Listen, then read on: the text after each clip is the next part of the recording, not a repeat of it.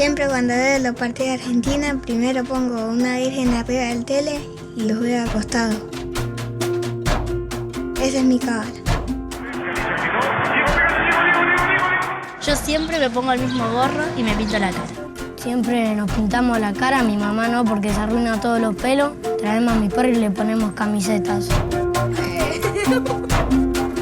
Yo veo el partido con mi abuelo o con mi tío, con el que está en mi casa.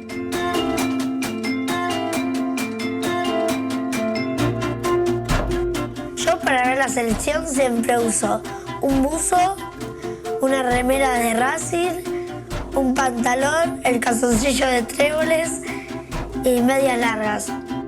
Yo no tengo cábalas. No somos cabuleros, no tenemos cábala. Mis cábalas para ver los partidos son siempre sentarme en el mismo lugar.